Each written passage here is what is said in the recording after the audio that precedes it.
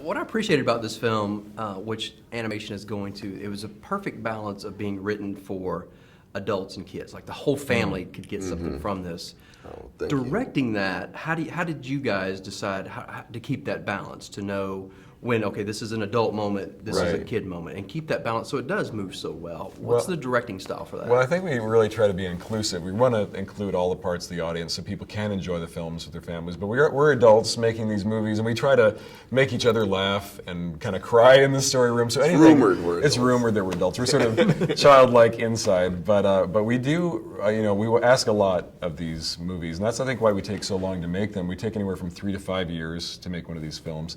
And we make the films over and over again to show our crew. And I think we do about like 12 different versions of this movie. But yeah, we do try to layer in a lot of humor that adults will appreciate, or even like when kids will grow up, they might see something new that they haven't. Even when we screen it for ourselves, we can tell like, okay, this is playing very young. It's like we're losing, because you can watch it as an adult and think like, okay, if I were in the audience, I would be kind of tuning out right now. So it's a lot of just trying different things, just knowing kind of the rhythm of how a movie should feel, and really just enjoying that kind of entertainment too. Like I love that kind of thing as a kid. I love it as an adult with my kids, so we just try to do what we love.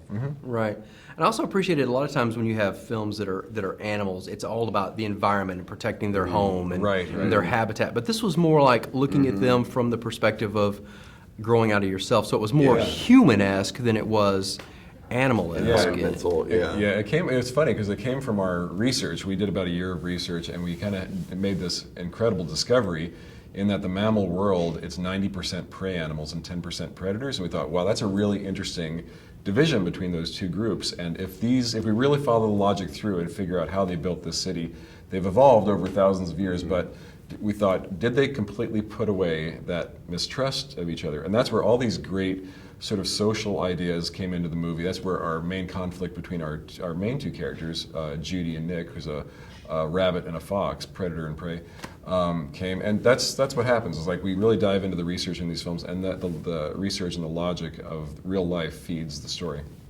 Now, does some of that logic go into creating Zootopia? Because you have all these different elements, and so I guess having the different animals and having their natural habitats, which was great, is almost like this 50s crime drama where they're going to like these shady parts of town and following the clues. Underbelly, Zootopia. There was some really cool Well, I know as a kid, like I liked books about anthropomorphic animals living, together in a city. And I would always wonder, okay, it's a pretty cool place, but isn't the polar bear like really hot? Like wearing a suit, like in something that looks like New York, like Manhattan. Yeah, kind of sweaty. So we really wanted to go one step further, and kind of answer that question. And if this was a city built for animals by animals, we said, well, it would just be like any other big city where you would have ethnic neighborhoods where people, could congregate together and be comfortable, and it would feel more like home, So we thought, let's do that with the climates. Exactly.